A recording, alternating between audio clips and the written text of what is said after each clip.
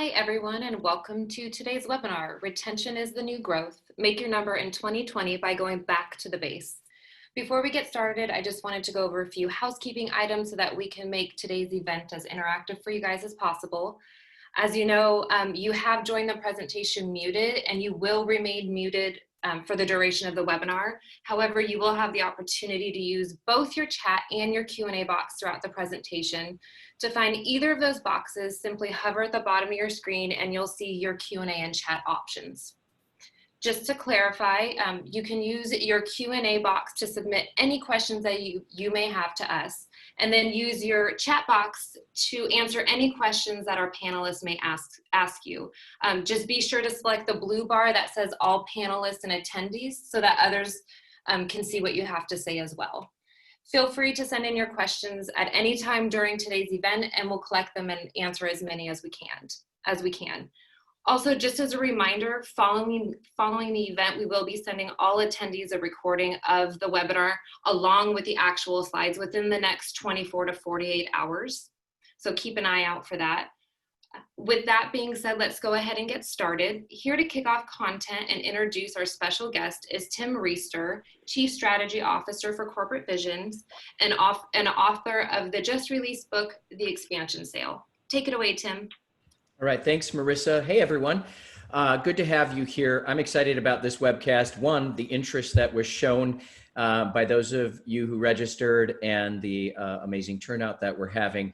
This is clearly a big topic for everybody right now, and we hope to bring some special insights. As Marissa mentioned, we did release a book in February, not knowing a pandemic was going to hit and not knowing that customer retention and expansion was going to become the instant focal point for everybody as acquisition and new logos sort of dried up a little bit. And so this is the fourth in a series that we've done around the book. And I've had guests each time. The first time I had Dr. Nick Lee, who was our researcher in this area. The second time we talked to a company that specialized in the onboarding moment, making sure successful onboarding of sales to ensure retention. I did one with a group that specialized in customer marketing, the idea that marketing has a second funnel to worry about now. It's not just the acquisition funnel, it's the expansion funnel. Today I'm joined by Josh Horstmann from SBI. I've known them forever as Sales Benchmark Index. And Josh, I like that part in the name benchmark because you work with hundreds of people who and companies whose data you're able to collect, you're able to anonymize it, and then you're able to compare other companies' results to that. So people can learn a lot about how they're performing relative to other organizations when they connect with SBI. And that's what I love about this is the data that you've got. So Josh, I'm gonna invite you to start us off. Tell us what you know about this area of retention, what SBI is seeing out there, and then I'll come back a little bit later with some content I've got in this area. So Josh, welcome to the program, and we look forward to hearing your information. And thanks, Tim, and thanks everybody for joining. And yeah, to Tim's point, you know, as a benchmarking and it really is a strategy consulting firm, we work across a lot of different industries. We're doing a lot across what's happened recently in the marketplace. And today I'm going to share a little bit of information with you about what we're seeing. And as you can see on this slide, what I want to do is just kind of orient you on what this retention is a new growth or selling back to the base or going back to the base is all about. And so working through this crisis and understanding that, you know, back in the middle of March when all this was happening, nobody had a playbook just to pull out and say, this is how we're going to handle the new changes in the market. And so on this slide, and what we've done is a survey out to the market. And on the left-hand side, you can see that there has been a shift of new logo, expansion, and renewal, and how people are making their number. And what we're seeing overall is there's a 5% reduction in the overall 2020 revenue target. And that shift is happening from the new logo piece to the expansion and the renewal. So the book, Tim, to your point, the expansion sale is really appropriate because we're seeing a lot of this happening in the marketplace. The second piece I want to just mention is there's always been this philosophy on what is the role of a customer success or an account management team or a support team or whatever you might call it within your organization.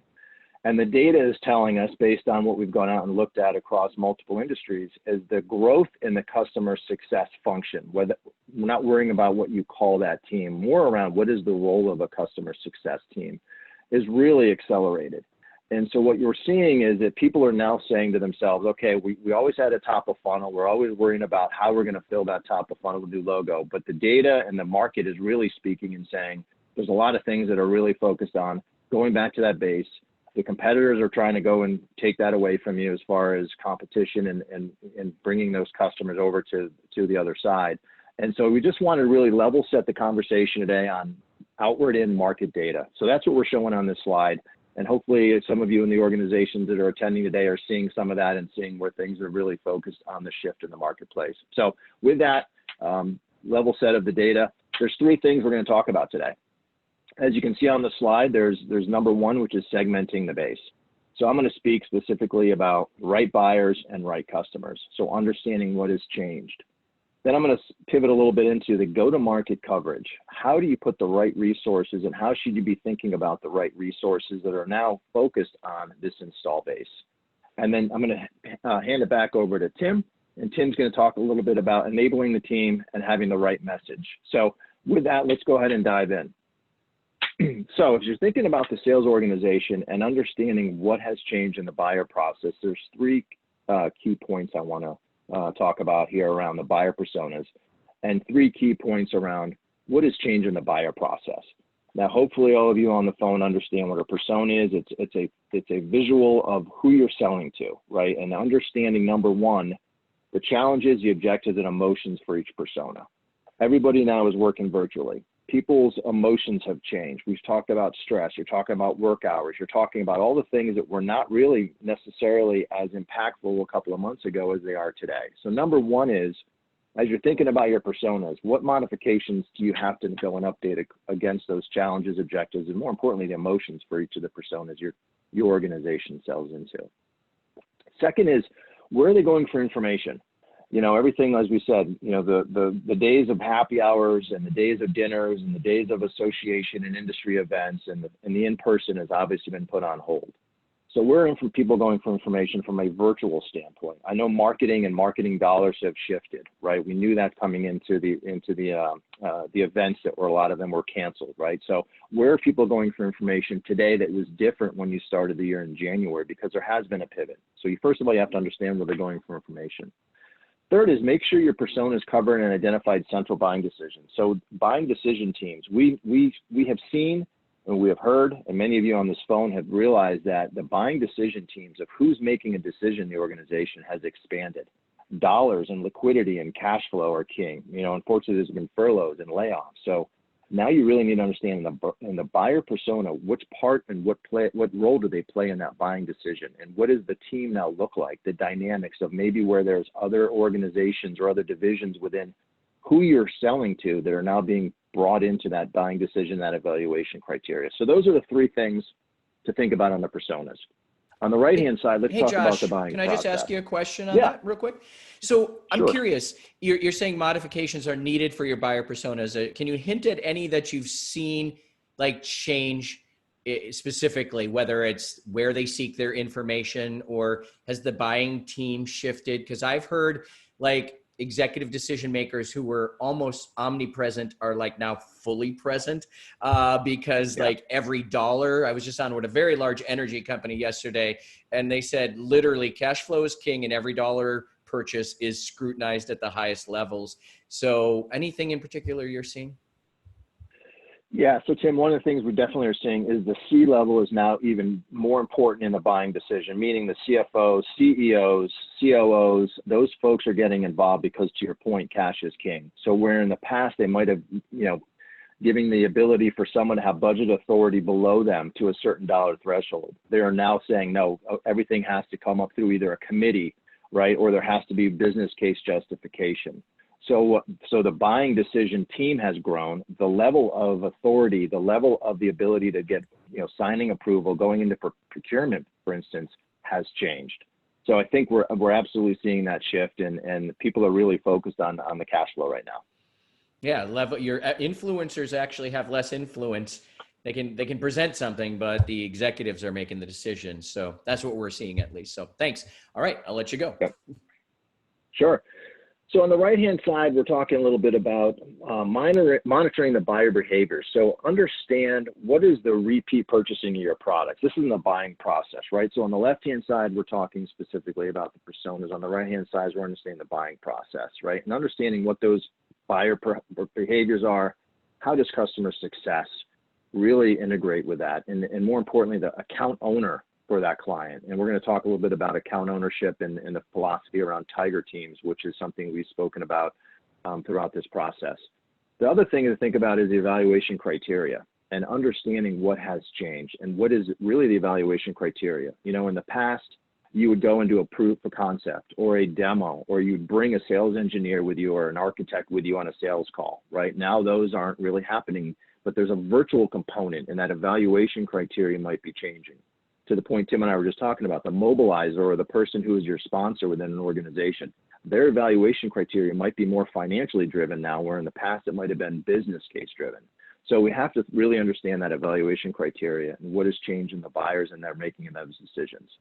And finally, once you have all this information, and I call it a voice of the customer, right? Going out and understanding the voice of your customer, capturing these 6 things that you see here on the screen. And this isn't a complete list. There's other things you'll probably capture as you go through this, but making sure there's a closed loop on what's happening in the personas, what's happening in the journey mapping of those personas, and then taking all of this information, packaging it up, feeding it back into marketing, feeding it back into product. And then ideally, you're going to take this and you're going to map that now to your sales process. So your sellers are now understanding the process that the buyers are going through that has changed since January, and they're making adjustments to it. So this is a key area I think everyone needs to think about as far as understanding the buyers in this path. The second piece of this, and remember there's 3 pieces. The second piece of this is coming out of this crisis and taking a look at every annual time frame. When you do annual planning, you're doing a segmentation exercise. What you see on the top here says resegment and reprioritize accounts. What do I mean by that? We know that there are industries that were impacted by the crisis: airlines, hospitality, some financial services. Some part of retail is doing well, other part of retail is not. So what you're seeing on this screen here is an exercise where you're mapping, and this is a simple, it doesn't have to be super complex, but take a look at your accounts you have today. This is your clients, right? And you want to start mapping them on a 2x2. And on the left-hand side, you'll see on the axis is future growth potential. So understanding where the white space is to go sell more. This is the expansion, right? The expansion sale. This is where you're going to be going and looking at where can I do the cross-sell and upsell.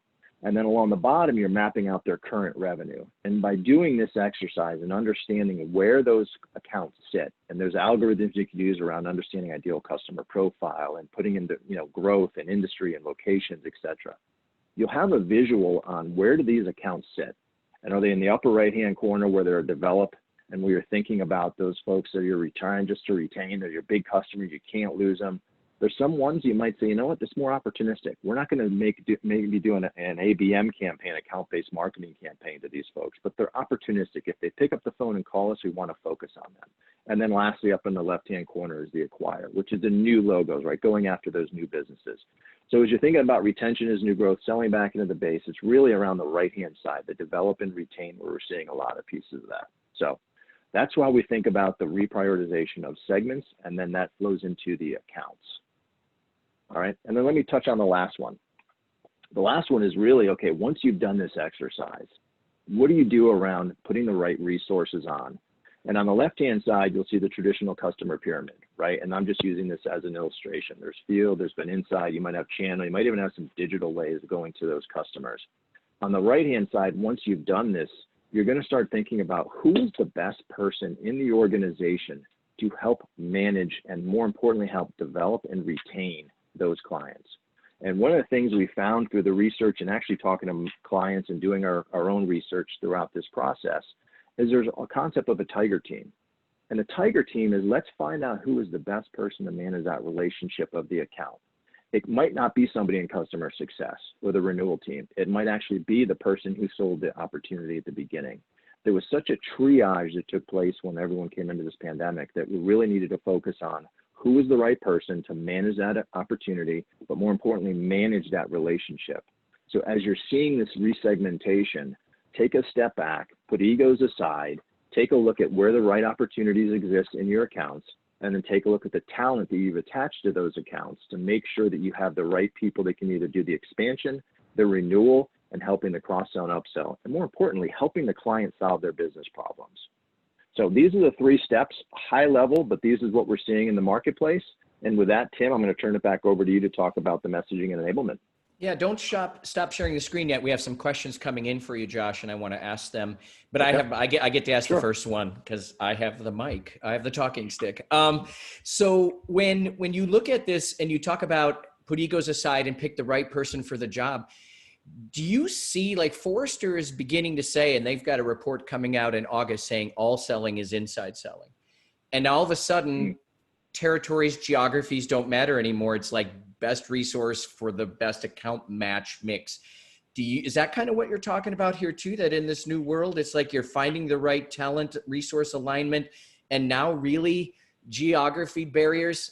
Obviously there's still some global and some time zones, but it's less about where you are and versus who you are. Correct. Yeah, it's virtual, right? So everyone was like, there was an inside, people had inside sales. Well, those inside sales are not virtual. Field sales are not virtual. There will be a shift, I think, back to some type of a hybrid where there will be some field selling and visiting clients in probably early next year, middle of next year. But to your point, I think, yes, there is, take off the geographies, take off the constraints, and take a fresh look of where's the best person I have in my organization to help us win new business and, more importantly, win the renewal and expansion. So somebody did ask specifically, when you're talking about who's best suited to serve the account, when this is the emphasis now, how often do you see account shuffling from an ownership perspective? Because this is a better person for this than maybe the person who'd been named to it before, because now it's about this motion versus that motion. Yeah, so we saw some shuffling in the May, June timeframes, right? For some folks, it was middle of the year. So it's a good halfway point as far as a fiscal year if you're on a calendar. So we did see some shuffling there. I think every organization, it's not just a rip off the Band-Aid and play 52 card pickup like some organizations do. I think you have to be methodical. And I think you have to have the conversation with the clients to say, hey, this is who we're thinking about, or we're going to be having a conversation as part of a QBR where we really want to make sure we're servicing you in the best potential way. So we are seeing it. It isn't just done willy-nilly. I think you have to have some guardrails around it, but it absolutely is something that folks are focused on going into the second half of the year. All right, one more question that I have here is, I think it was the previous slide, how do you define future growth projections? So how you were talking about future growth projections, yep. And how do you define that? Is it according to account segment, enterprise, industry, historic data? Maybe answer that one and then we can press on. Sure. So the potential, and a lot of folks might call this white space, right, within the account. So this is where you're looking at building an algorithm that tells you what the potential is. And it could be, the size of the organization, the growth of the organization, is a specific industry. Is it a number of employees? Is it a revenue? I mean, everyone kind of has their own type of methodology. So what you want to do is identify the white space within an account. So that's the potential to go get. A lot of organizations will say, well, we sold them 10 million last year. We're just going to add 10% and call it quota or call it a potential. You really need to take a step back and do it a little different way where you're using some algorithms, some math, some real data, and that'll help you plot on the growth potential, and then obviously your current revenue. So that's how you'd figure it out. And we have a bunch of tools on our website. If you want to download it, you can go there, but that's how we think about the potential. All right. Just give that website address out real quick for everybody. Yep, salesbenchmarkindex.com. So just head out there. We've got a bunch of, if you Google in segmentation, there's a lot of different things, or search segmentation on our website. You can find some tools that might help you download some of those things and think about how you might want to do it within your own organization. Okay, one more interesting one came through because I think you might have panicked a few people about changing horses midstream, right? And somebody asked the question here, do you believe switching accounts in the middle of the year is beneficial? And who should be approaching the client? You kind of said that they should consider it, right? Based on what you're trying to accomplish, there might be better resources for that account, given what you need from that account. But so you must see it's beneficial to make that decision even in quote unquote midstream. Correct. Yeah. Again, this is not just everyone just go take the opportunity to reshuffle, but if you're not taking a look at least quarterly, the talent, and when you do this segmentation, you do a project like looking at your top accounts, put the egos aside, put the fact of, Jimmy or Susie or whatever has been on this account for 20 years. Are they truly the best person to be managing this relationship? If you're looking at expansion, you're looking at protection or retaining an opportunity. If they were the right person doing it for a while, great, keep them on it.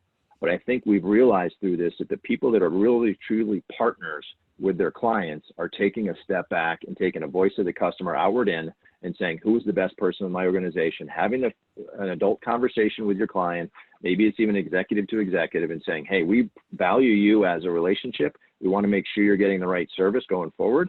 We know that this is a tough time. And if you have somebody who just wants to hunt, and they just aren't the right person as far as a customer success or somebody who can maintain and retain those accounts, it might be a tough decision to make, but you might want to have to do that now. Yeah, and I apologize. People keep asking questions, so I love it. One question begets another question.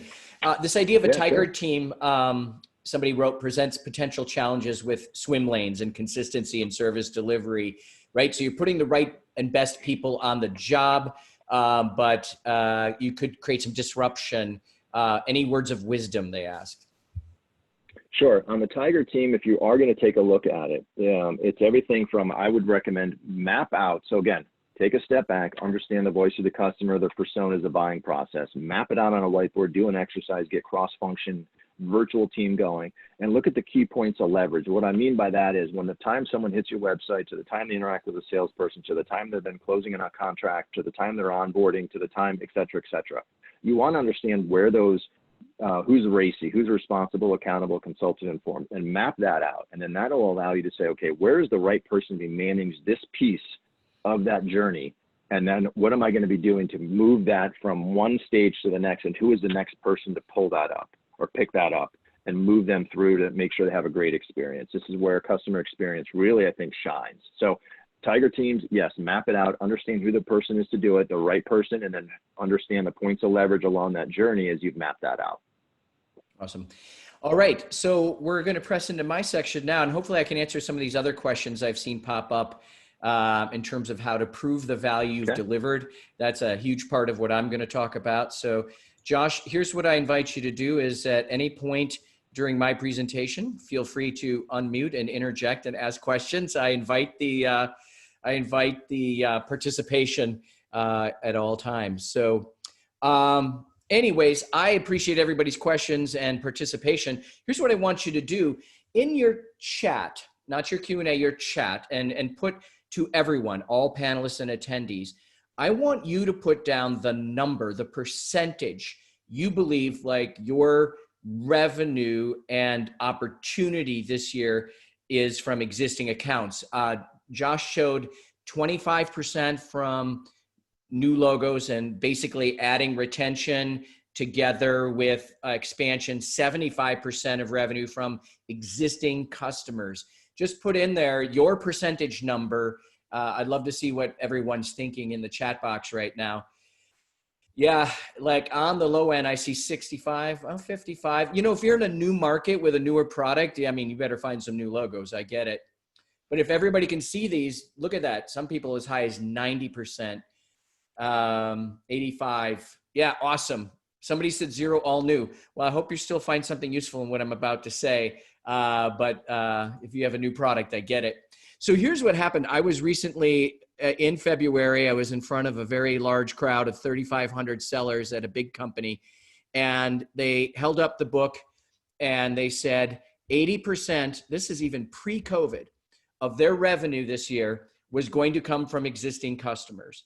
So they said, listen to this guy and what he has to say about how to communicate with existing customers, because it's different than what you say to acquiring customers. So pay attention. So what I want to talk to you today about is the conversations that you need to have.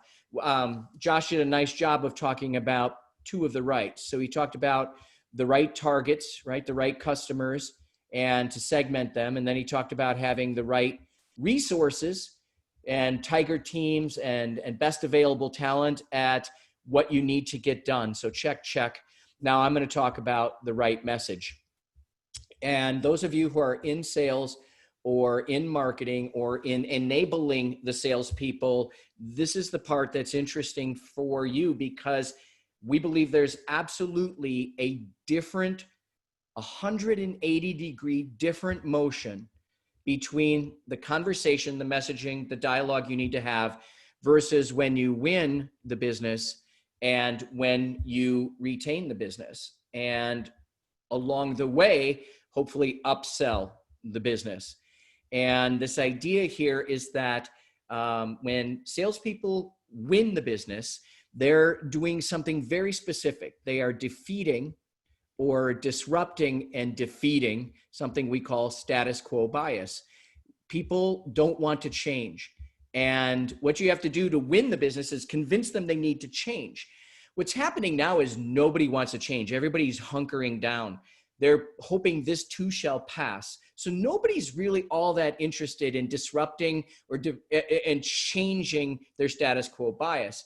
That's why new logo acquisition is just so hard, because in times of real stress, people will hunker down and say, this too shall pass, or I hope it passes. But when you're in sales, there's an important conversation you need to have to win the business that says, here's why you should change, here's why you should do something different.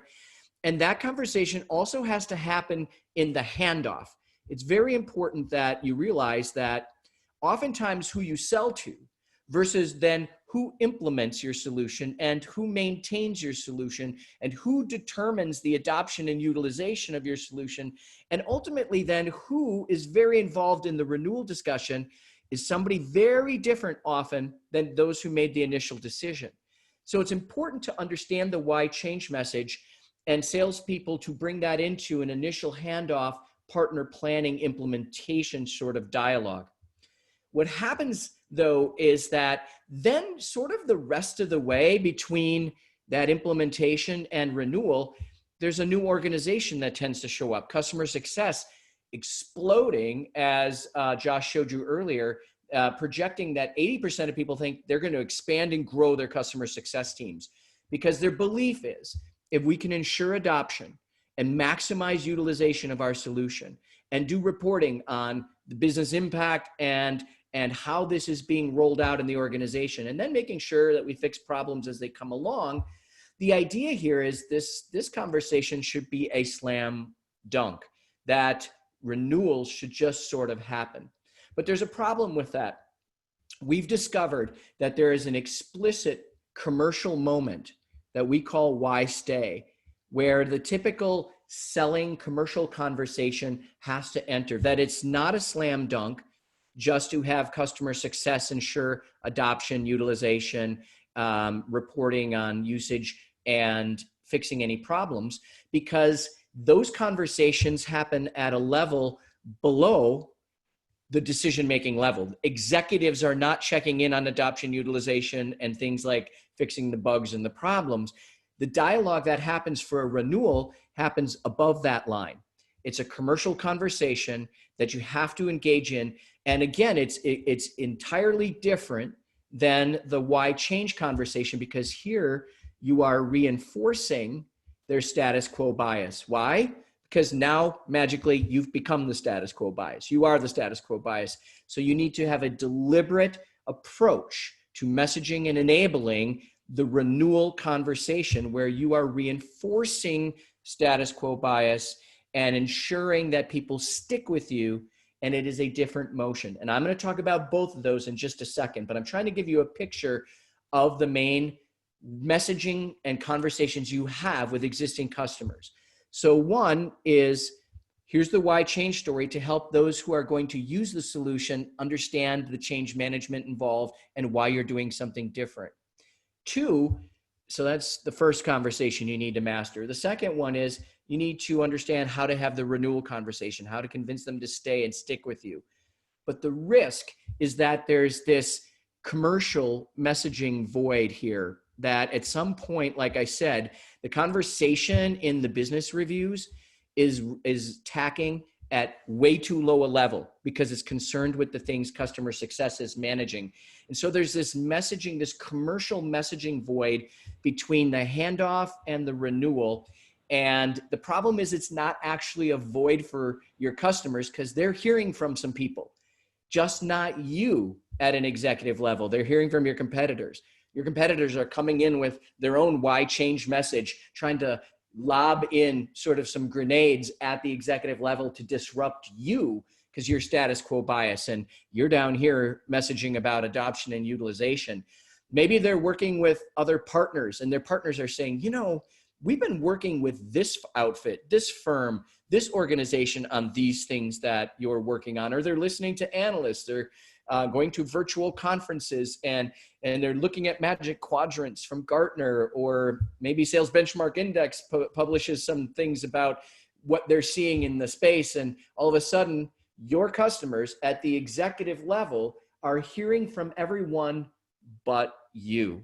So the question we have is there another question you must be answering in addition to why change, to create the need to change and the change management process, in addition to why stay, renewals and making it sticky? Is there another question that you must be answering when you are in the middle of the comfortable contract and you're trying to get the upsell and the cross sell to happen, where you're trying to expand the customer? It is our contention that business reviews about adoption, utilization, and reporting will not magically turn people into the next customer, the expansion customer. You have to deliberately answer another question. So the third messaging piece, and this is where I want to spend a little extra time today, is this one right here. We call it why evolve. The idea of why evolve is, why should I do more with you? Why should I do something in addition to what I'm already doing with you?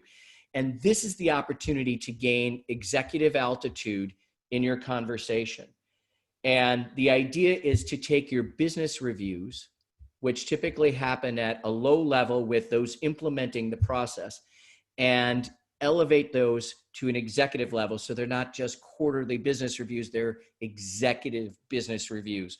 But to be an executive business review, you have to talk about something more than just the success of the implementation. You have to create a vision. You have to connect to the things they're trying to continue accomplishing. You need to tell them what you've learned about their organization and identify potential gaps and opportunities. So we believe there is absolutely 3 moments of truth that you must message to. And so what I'm going to do is I'm going to walk through each of these very quickly, because to be honest, the big deal I think here is the expansion discussion. Yes, the renewal discussion is important. I will cover that. The why change, a little bit less so right now because that's really focused on acquisition. But for you to fully understand these two and why they're so distinct, I must tell you a little bit about the why change and then get along to the other two and then really deep dive on this idea of expansion. So Josh, any questions? I'm going to take a breath there, pause there, just to give everybody a chance here. And I'm going to see if anybody in the question pane ask anything that I should take a look at too. Yeah, Tim, this is great. I think one of the folks, the things that come to mind is working with a client is they struggle with some of their talent getting to that executive, like having those executive conversations, right? They're so used to being in the lower levels. So any thoughts on what's the best way to start getting that executive, getting access, and then thinking about how do I prepare my team to get to the executive conversation that we know needs to take place? Yeah, that's a great question. And here's a thought on that. I'm just going to erase some of this so I can sort of draw the answer to that spontaneously because I didn't leave myself any room. So the question rightfully asked is, how do you gain the executive altitude?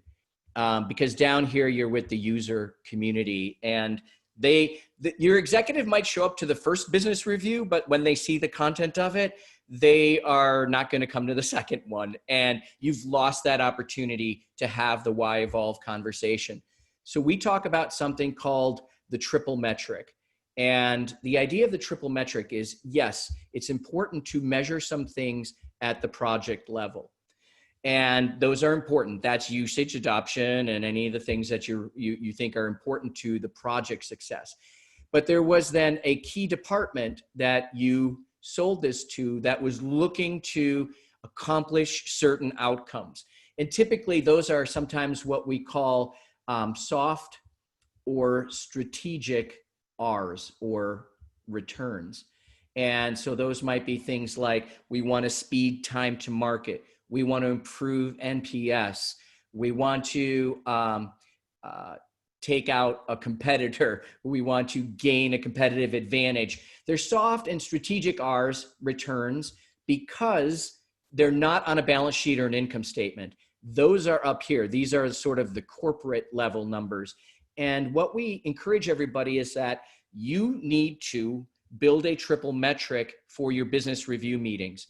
You need to show them the results of the project to date, and then say, and this is how that's affected those softer strategic returns that are still quantifiable. Like you can show, shorter time to market, lower employee turnover, a higher NPS score, whatever those are, and then do your best to roll those up and say, let's have a conversation about how those then affect corporate measurements, the so-called hard R's. Where does this show up on a balance sheet or income statement, revenue impact or cost impact? So think of it as laddering up, and that you want to literally document results and then roll those up in your conversation to each level, and create an expectation that when they show up, they know they're going to hear about project, department, and corporate level impact. And they're going to see you take on the 3 R's, the soft returns, the strategic returns. So soft returns like NPS scores, employee turnover, time to market, strategic returns, gain market share, launch an important acquisition, distinguish and differentiate your product, and the hard returns being the cost revenue sorts of things. So that's how we suggest you think about it, that too often the problem with business reporting during the course of a customer life cycle is way too low level, and you've got to elevate that. So hopefully that helped for folks. All right, I'm going to press on here looking at the time and then try to take some more questions. So very quickly, I want to talk about why change, and then go on to why stay and why evolve. It's just helpful, as I mentioned, why change? The reason people bought you, and then the first conversation you have with your customer team on planning and implementation is to remind them why they bought you. And for those of you, especially that person who said it's all about acquisition for them, your job is to defeat status quo bias, disrupt it and defeat it. There's 4 causes. There's 4 reasons people won't change their mind. And I would add a 5th now, which is pandemic. But there are typically 4 in any given normal circumstance. Preference stability, where people don't like disruption, don't like uncertainty. They like to keep their current preferences stable. And you must destabilize their current preferences. You must introduce uncertainty. They must believe that their status quo is actually unsafe, that even though they're retrenching there, they can't stay there because it's going to change so much on the other side that their status quo ain't going to get them there. The second thing is that people perceive that change is what costs. They think of status quo as free, and you have to show them the cost of staying the same. You have to show them that there's a cost or a loss associated with staying the same. They have to believe there's uncertainty, and even their status quo is unsafe, and that it's going to cost them, and there's a loss associated with it. They also need to see clear contrast. People don't make decisions to change if here's what they're doing today, and here's what you're showing them tomorrow. The reality is they have to see clear contrast between today and tomorrow, that the perception of value lives in the contrast between the current state and the future state. And you have to help people see that somebody else, there's a very small part of the market that wants to make a change if nobody's done it before. And so obviously you need to demonstrate with great proof stories to get over this hump, the 4th cause of status quo bias, which is anticipated regret and blame.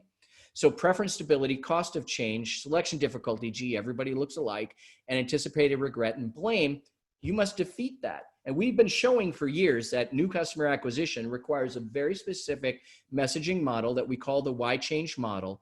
Introduce unconsidered needs, not known needs, but new unexpected needs and missed opportunities. Show the cost or limitations associated with their current approach or staying the same. Clearly show by comparison the contrast between you and what they're currently doing so they can see the potential value of making the shift, and then pivot to concluding with a great example of someone just like them. And this has been a winner for acquisition. But what we've discovered is when we went out and did research and then did field trials is that the retention story, the why stay story, like I said, is 180 degrees opposite. That in fact, instead of destabilizing their preference because lo and behold, you are their current preference, you need to deliberately reinforce their preference for you. Don't be disruptive. Don't be leading with all the new stuff. And we've tested this. And if you use that same why change approach with existing customers, it actually backfires.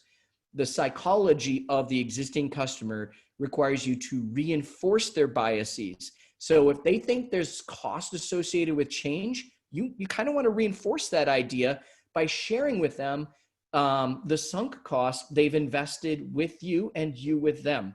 And I'll show you a model in a second. The retention story actually deliberately leans into this idea and reinforces this idea that, you know what?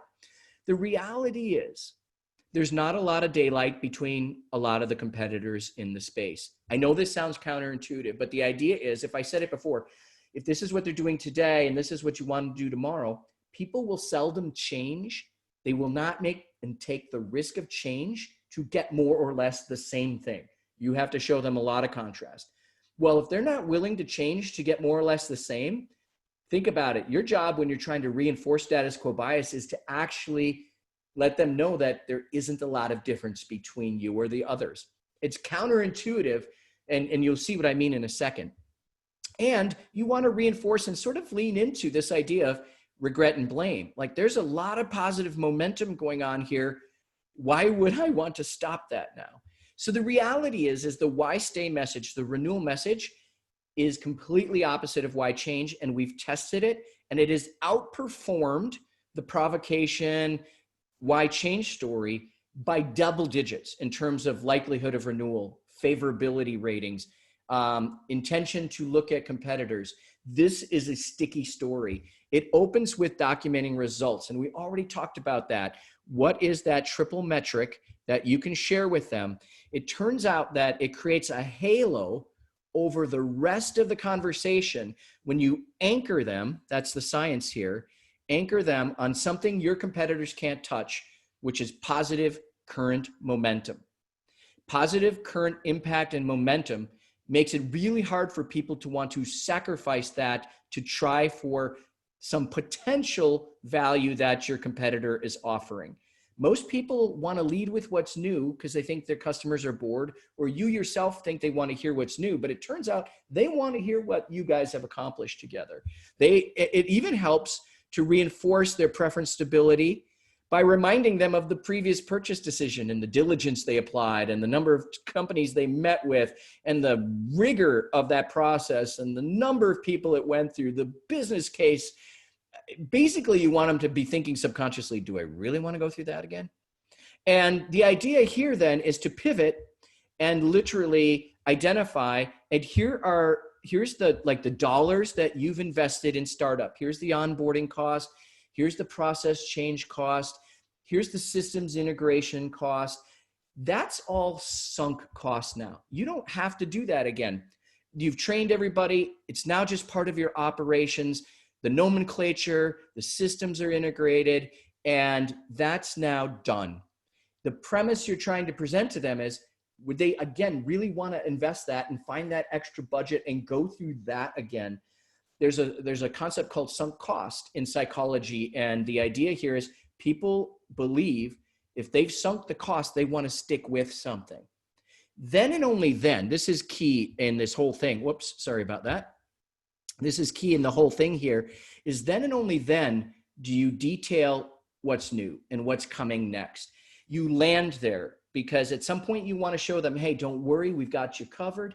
Anything you've been hearing from the analyst and the competition, we've got these things built in the roadmap, and as part of the next contract, these are the things you're going to get. So we've got your back. And so the idea is you don't open with what's new, like the why change story. That gets poorer results. It turns out if you disrupt them with all kinds of new ideas, new needs, and new solutions at the moment of renewal, you kind of throw it all open and everybody says, good grief, if I have to change that much and do something new, then why not take a look at everybody? So it's critical that you open with something that you alone have as compared to the competition, and it's your incumbent advantage. Only as an incumbent can you document real results and progress and a positive trajectory with them.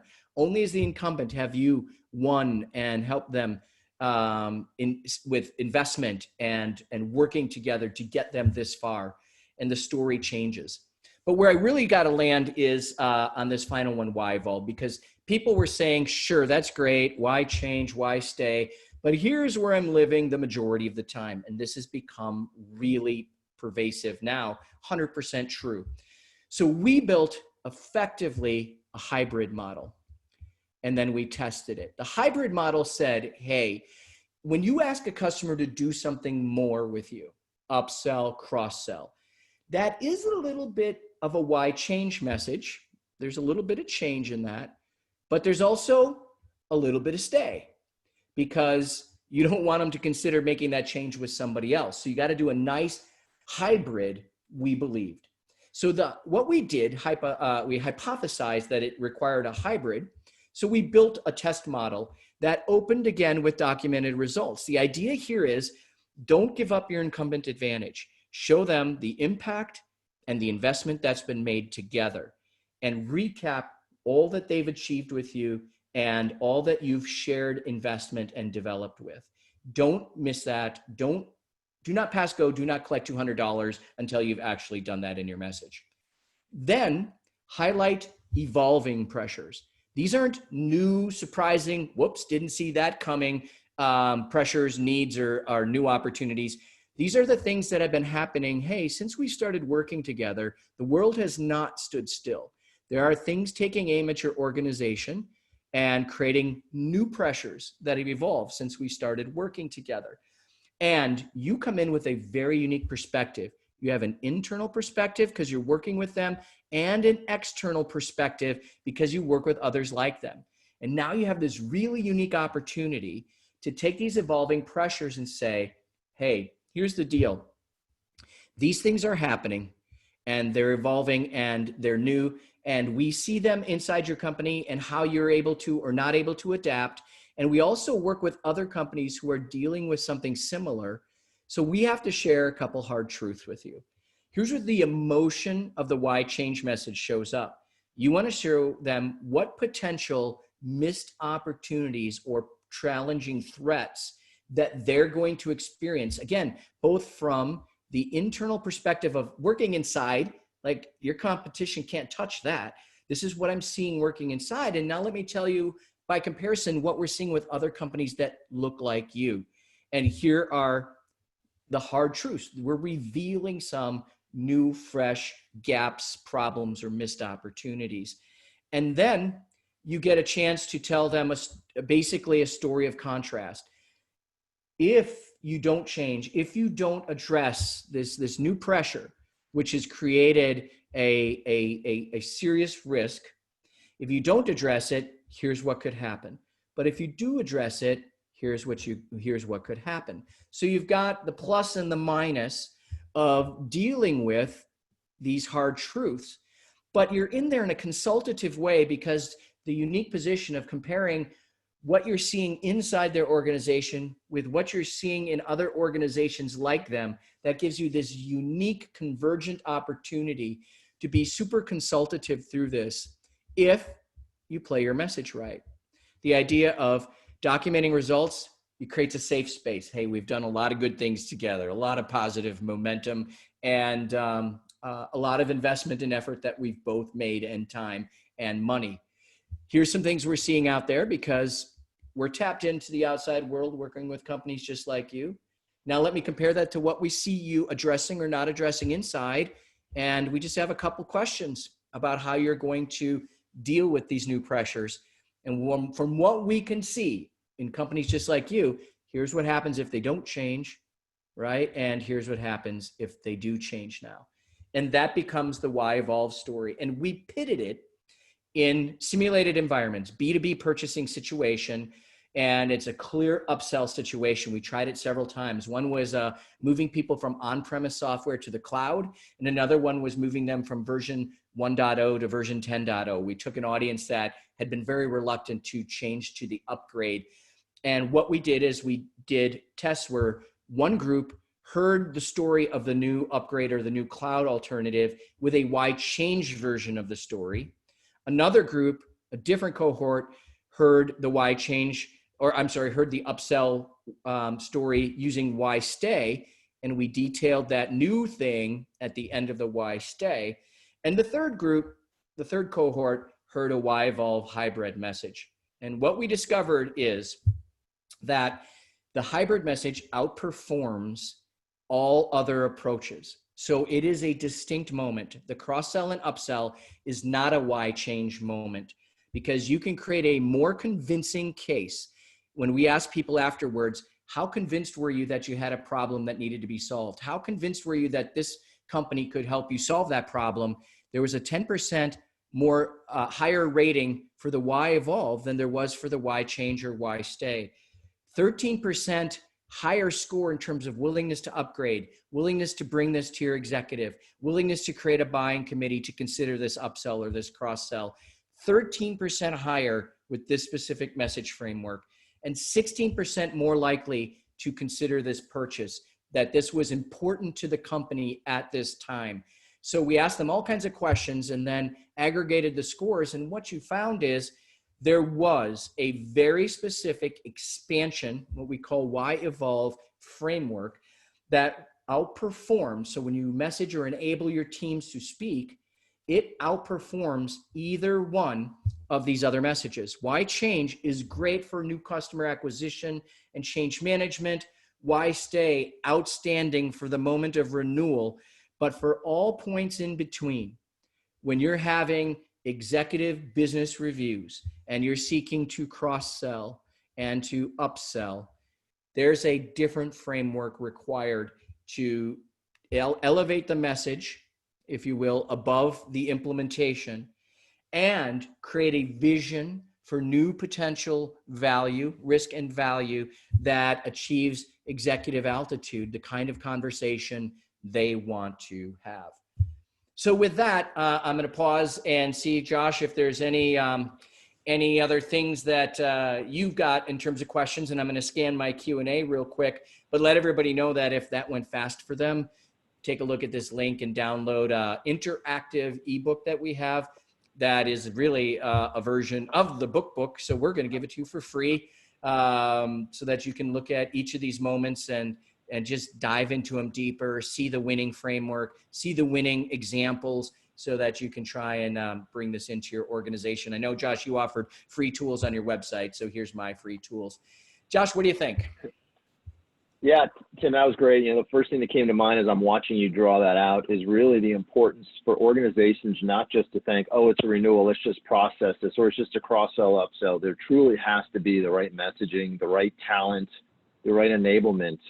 So I think the book is a great place for folks to start. And as I think about where we've seen some of these benchmarks and the shift, it really is I think a groundswell moment for organizations to really take a step back and look at where do they have the right resources, and then how do they enable those resources, because they have to get to the executive, right? You can't just have those lower level user conversations. So great topic. Yeah, somebody had asked me that question here, Brian did, and said, thoughts on the role of loyalty programs or executive engagement programs. So my suggestion is the one thing that your competitors don't have and your executives should be interested in is a business review. You just have to make it more interesting. So hopefully what I've showed you today through the triple metric and the why evolve framework, I would argue the why evolve framework that I shared is a great business review agenda. So document results and then talk about evolving trends. And these are the hard truths. And then do a contrast between here's what happens if you don't change. Here's what happens if you do, based on our experiences with companies like you. Executives are very voyeuristic. They want to know what others like them are doing. So the way to get executive engagement, I don't think, is like to have a separate executive engagement program. As an existing customer, use the one you have, which is a business review. Just make sure it's worth their time. And hopefully I've helped you there today. Somebody asked, how do you approach competitive customers to change? Use the why change framework. I talked about the why change framework. That is for dislodging, disrupting, defeating, and otherwise dislodging the competitor out of there. Use that framework. Somebody said, if two companies are following your guidance perfectly, one the incumbent, and probably I'm guessing using why evolve or why stay, and the other the outsider, the competitor who uses the why change, who wins? Here's what I would say. I think why change wins for new customers when the existing incumbent is asleep at the wheel and you have to try to catch up. And then you try to catch up by telling the same why change story they did. Too late. You win because the status quo bias is so real and so powerful and so pervasive that if you are in there with great why evolve and why stay conversations, you will not give the why change artist room, because you will have leveraged your incumbent advantage. Telling the same why change story to an existing customer as your competitor is a recipe for parity and for everybody to reopen the discussion because you sound the same. Only you have the incumbent advantage to document results and showcase the investments that have been made and talk about what they're doing inside and compare it to other companies. That is precious. And if your messaging doesn't leverage that, you've completely put yourself at risk. So yes, why stay and why evolve will win if you do them, because status quo bias is real. Does the why evolve messaging model work within all levels of the organization? Yes, if you make sure that the documented results, that first bubble, is leveled high enough, right? So project, department, and corporate level results. So I agree that why stay is different, but how to manage against the new buyer, the customer's procurement group, which doesn't care about some of these elements. If you are the incumbent, again, you have so many connection points that procurement can't unwind. If you allow yourself as the incumbent to not show up again until procurement's involved in the renewal, you have totally squandered your incumbent advantage. So you should, by the time it gets to procurement and the renewal, there should be like a cast of thousands inside that company who are lined up to defend your honor, because you've over the years or over the months have had these business reviews and completely solidified the position. And the procurement person is like, they're now faced with, am I willing to throw out all this positive impact? Am I willing to put it at risk? Maybe to just get a slightly cheaper price. At what cost? So this only becomes a risk if you essentially, as I showed earlier, you show up for the win and you show up for the renewal and don't have any conversations in between. You've squandered your incumbent advantage. Shame on you. When you could have built a firewall or a moat between you and the competition, you missed it. So I always like to draw on this previous picture here, this idea that this is your firewall. You have to build protection against competitors trying to come in and analysts trying to whisper sweet nothings. And this is your defense. And inside of business reviews is where your incumbent advantage absolutely takes over. So we're at the top of the hour. I see more questions popping in, and I love it. Here's my promise. Josh and I will put those in a Google Doc, and we will answer all of them, those that are addressed to us or to both of us. And when you get your slides and you get your recording, we will send you the finished off Q&A so that nobody feels like their question wasn't important or didn't get answered. So that's our commitment to you. You good with that, Josh? That sounds great. Yep, absolutely. Right. Awesome. Thanks to everybody who was interested in this topic today. Again, a big crowd. We appreciate your time. It is the top of the hour. We're giving you your time right back to you for your next call. Thank you. Take care. And we hope we helped. Stay well. Bye, everybody. Thanks, everyone.